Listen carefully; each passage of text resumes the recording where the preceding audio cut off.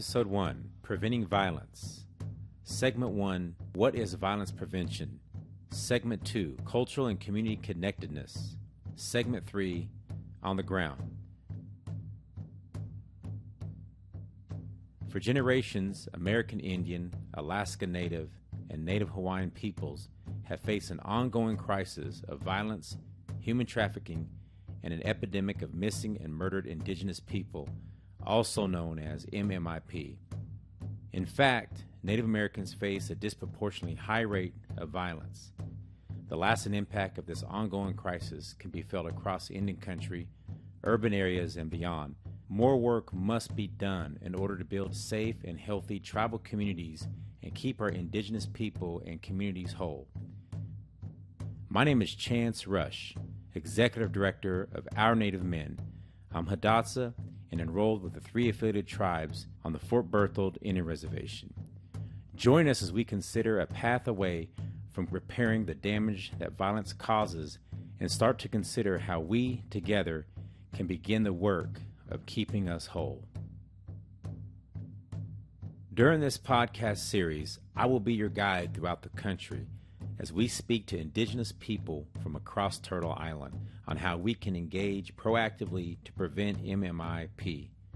We'll speak with tribal leaders, community organizers, academic experts, and of course, our partners at the Administration for Native Americans, the Department of Health and Human Services, and other government agencies engaged in this work. Episode 1, Preventing Violence. Segment 1, What is Violence Prevention? This segment will explore the public health approach to violence prevention on how this can impact Native communities. It will also provide a definition of missing and murdered Indigenous people and why it's important to define the MMIP crisis. The major risk and prevention factors for MMIP will be discussed and how much overlap there is with prevention factors and other forms of violence. Unique risk or resources that impact Native Americans will be shared and how risk accumulates over the course of a life. Episode 1, Preventing Violence.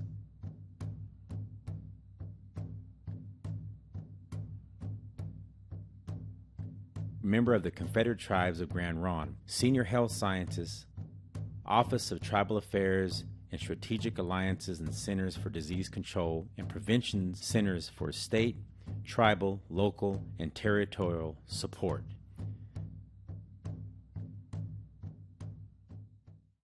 Hey, how's everybody doing out there? Chance Rush in the building. So grateful and thankful for the opportunity to be here.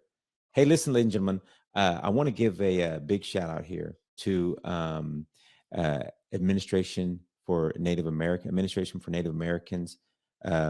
They are hosting this podcast series, Preventing MMIP, Missing and Murdered Indigenous Persons. This is episode 1. Segment 1, and we've had the privilege to listen to some great speakers today. We had Hope McDonald Lone Tree on and just earlier, and now we have another very special guest.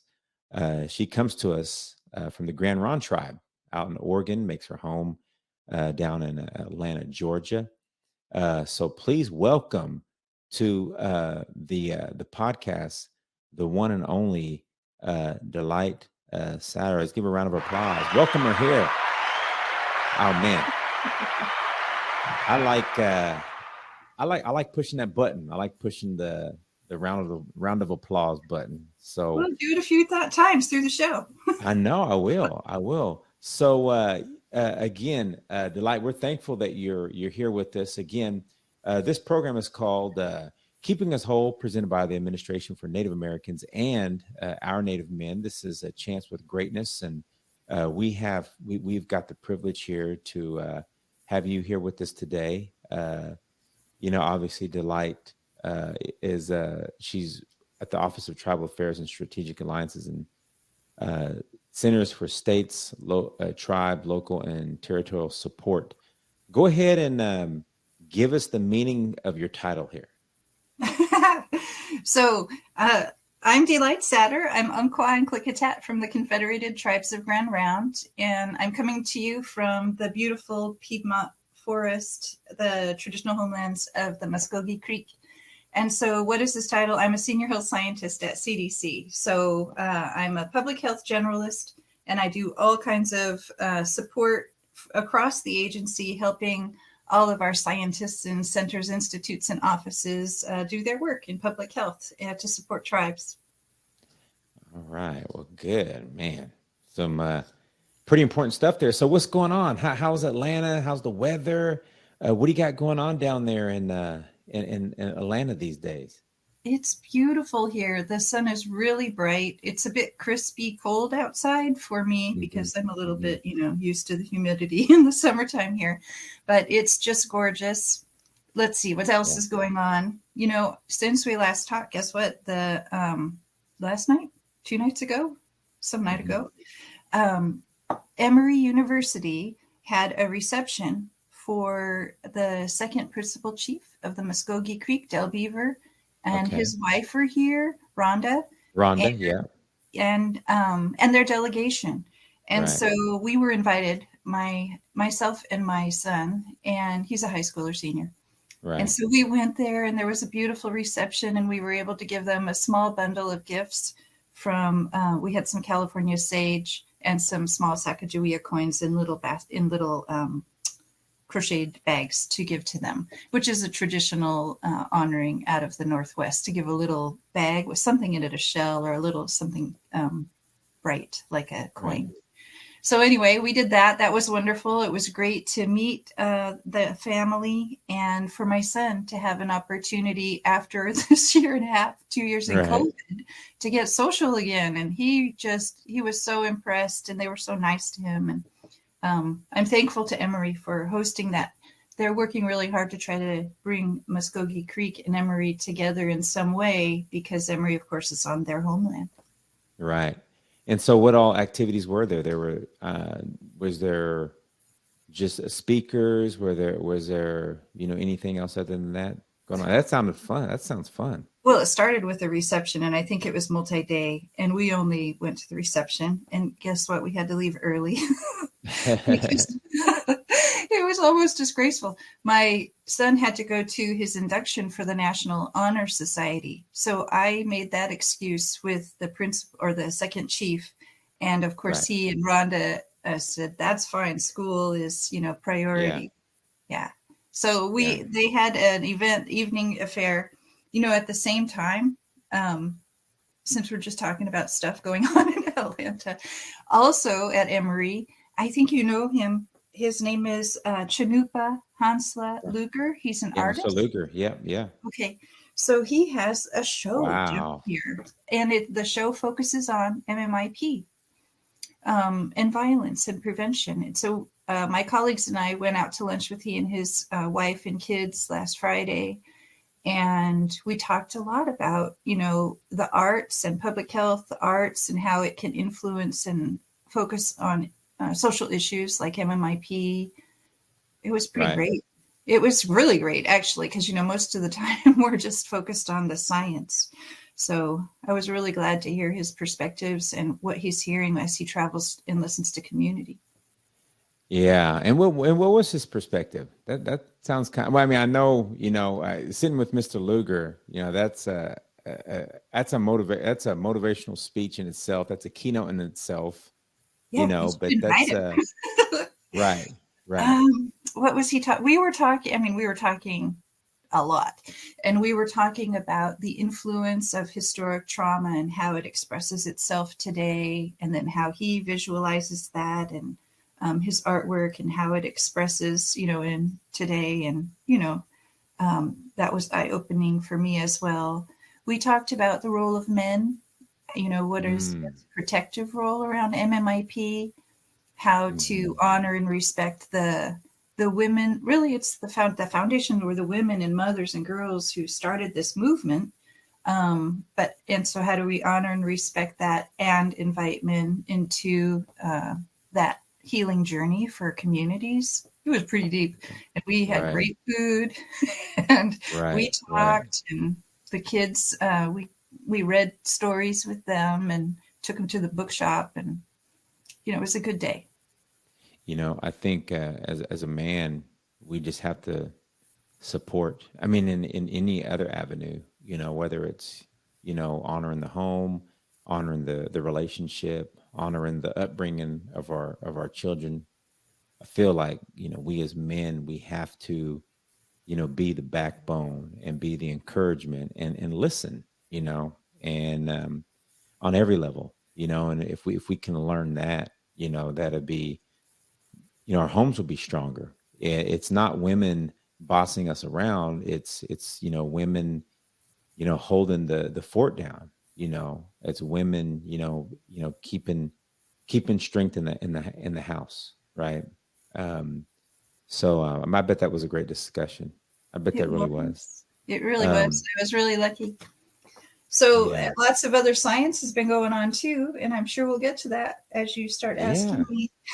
Yeah. Well, let's get into it. I know you're very busy, ladies and gentlemen. We're sitting here with Delight Satter. She comes to us from the Grand Ron tribe, making her home in Atlanta, Georgia. And I was on these podcasts. I have just a few questions for a few different people. And I know that you're deep into public health, into community outreach. You're the type of person that just plugs people in, a true liaison. With that being said, I just have a few questions for you today. The first one is, what is the public health approach to violence prevention, and what does that even mean? Yeah. So, I mean, regardless of what you're looking at in public health has this process. It's a framework that we do our prevention. So, public health is the prevention of something before it even happens. And in the violence world, and for MMIP, we think of it as preventing violence before it even happens. So there's sort of a 4 or 5 step model. And the first is to define what the problem is. The second is you figure out what are the risk factors for a community, but not just risk. You also are looking for the protective factors for a community or individuals within the community. The next thing you do is you kind of design some interventions to either support and bolster health and well-being, and of course try to reduce risk factors for a community. And then you move into some other stuff like policy and maintenance for programs. This is very much the same model you would use for any disease or health behavior that you're trying to support in a community. So that's what public health is. So on the risk factors and protective factors for MMIP, something that we've been working on lately is that violence risk factors are not just those things that are happening right now in communities for Native people. In fact, there's structural violence and many hundreds of years of violence against Native people that plays out in the experience of Native people today. So if you have a broader scope look, which is really just an indigenous or a traditional values approach to understanding what's going on in communities, then your public health programs can be better designed to fit the needs for communities. Wow. And then, you bring up, we're in this segment and we're talking about MMIP. This whole podcast, we're talking about preventing MMIP. How do you define MMIP? And for some that may not know, what does MMIP mean? Who are listening in? How would you define MMIP, and why is it important to define the problem? Right. That first step of public health is really important. So MMIP to us in public health means missing or murdered Indigenous people. And that is an all-inclusive term that is honoring of women, girls, men, boys, two-spirit, anyone who might be missing or murdered. What we have been talking about a lot in public health is that those are really two separate issues. Even though we use the one acronym, MMIP, the pattern of missing is distinct. The pattern of murdered is distinct. And so we've kind of changed our language to say murdered, missing or murdered, so that we can really help ourselves think about the problem as it is. And then, so that's what it is. And of course, depending on the community you're working in, they're using different terms. And so if you're in public health, you have to be flexible to that and what makes sense where you are in community. And then why is it important? So in the world of injury prevention, they really look at the who, what, why, where, when, and how.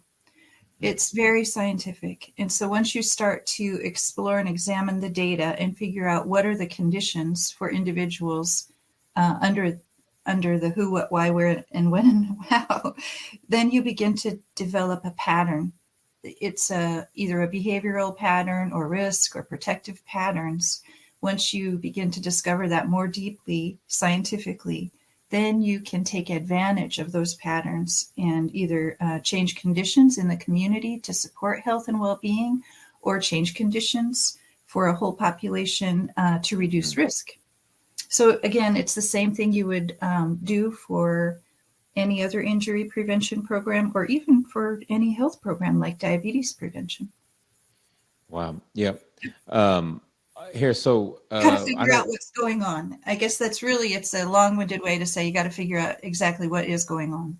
now, with you saying that, we talked last time about primary prevention, and what is primary prevention? If you can share that with us. Sure. So primary prevention really means stopping something before it begins. It's usually, we're talking about conditions or experiences that are unhealthy or could lead to premature loss of life or a disability or some kind of quality of life concern. So in the world of violence, you're trying to stop violence from happening before it ever started. And I keep using diabetes. I don't know why, but in the world of diabetes, you're trying to prevent the onset of diabetes before it even began. So that's what public health primary prevention is, really working upstream. And then some of our other sister agencies, they're working in other areas of violence around after an event happened, around victim services or supports or clinical care delivery to somebody who had experienced violence. Those are other sister agencies of CDC. We're really way upstream. Yeah, preventing it before it starts brings the question is why focus on the whole community instead of just the survivors, or the word, I guess, the at risk, or Yeah. So why should we focus on the entire community and not just the survivors? Well, we should focus on all of them. But Right. public health focuses on primary prevention, and the primary prevention model focuses at the community level. So risk is actually happening at a community level. Protective factors happen at a community level. So by helping the health of a whole community, then you reduce risk for everyone. And, you can also think of it when you get into programming, you start to think about the needs for such a complex program to really affect the legacy of violence in Indian country. And so that can sometimes become daunting, but it's okay to start small, and it's okay to start with protective factors and traditional wisdom and creating opportunities to strengthen health and well-being. That is violence prevention. So it could just be one program in a community, then the next year it's two, and it grows. And so at the community level, you're interrupting cycles of violence. It also helps at the family level, and of course within an individual, whether it's the Wow. risk, I know, whether it's the risk of an individual to become a victim of violence or the perpetrator. And so you want to catch them all in your fishing net, so to speak, and protect all of the community. Now, I've never had to sell public health models. It's never been difficult when I work with communities Right. because, elders and knowledge keepers, tribal council, they love the let's keep the community healthy. Public health is really close to Indigenous traditional worldview of supporting a whole community at once. So Mhm. it's a really nice fit. Right. You know, and my last question for you is, it gets to a point where, well, I'll set up my last question, but it gets to a point where it's unfortunate that a lot of dysfunction becomes the norm in our indigenous communities. And one of them is, domestic violence. One of them is, and you said it as well, diabetes. There's a lot of things that are starting to become normal, and we don't want our relatives to become vulnerable, and think that this is the way of our life. So with that being said, my last question for you is, what are some other strategies for protecting these vulnerable groups when it comes to domestic violence and health initiatives that do lead to MMIP, the self-esteem and whatnot. So anyway, go ahead. What are some other strategies for protecting these vulnerable groups? Yeah. And I'm going to also address this, what is normal? So now, just because something's normal doesn't mean that you have to live with it. Right. Yeah. Just because it's common doesn't mean it makes sense. And as a community, a community can decide we're going to go back to our healthier past, our other goals, or to hold totally new goals. Communities get to decide, what they want. And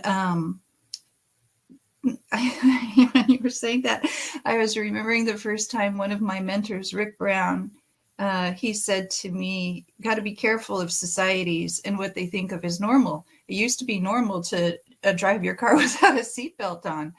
It's okay to let go of some things of the past that you just, don't want to do anymore. And what can communities do? So the CDC has some, I like to call them toolkits, but they call them technical packages that are available on our vetoviolence.cdc.org webpage at the Injury Center. And these are sort of like guides or toolkits that communities could adapt for the various types of violence that occur in a community, whether it's sexual violence or bullying or, all of those forms of violence.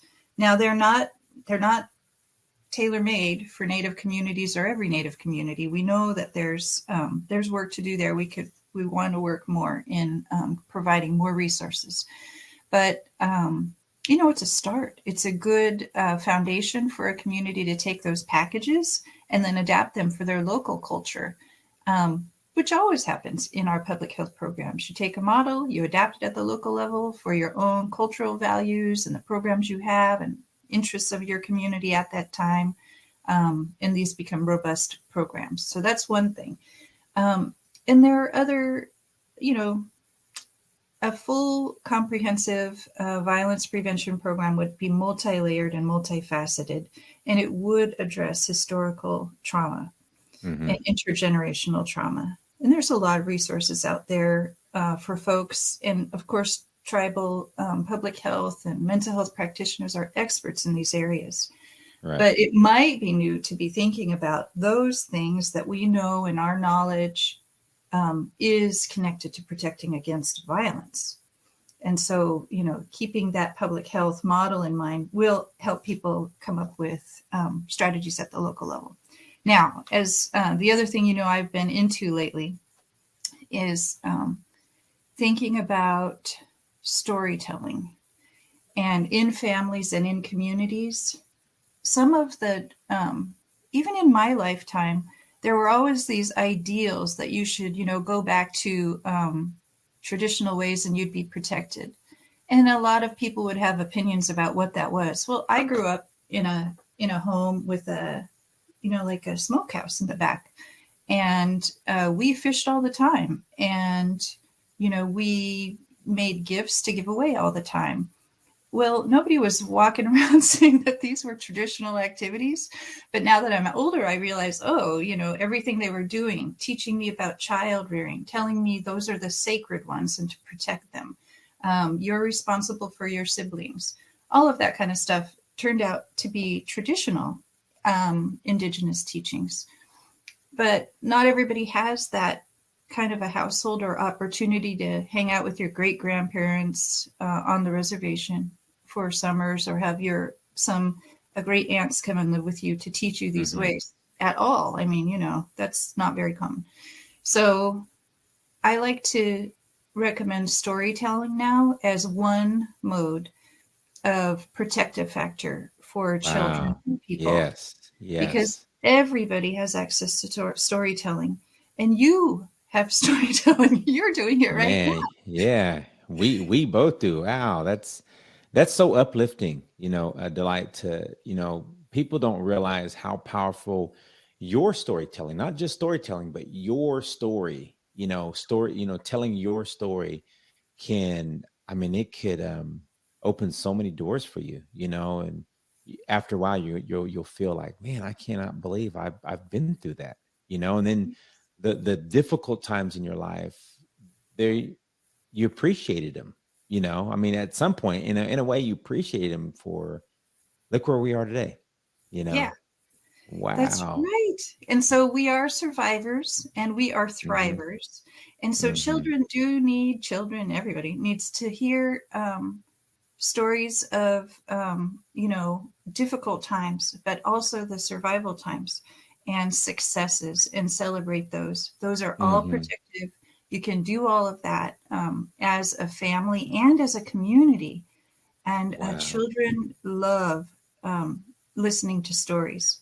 Yesterday, Mm. CDC hosted a story time, and Uh-huh. there were babies on all the way from Alaska to Atlanta that were Yeah. on story time with our star books. There's two native books that are for K through 3 that focus Hmm. on anti-violence, and they're all free. You can go to the vetoviolence.cdc.gov Right. or just contact me and I can get you access to those.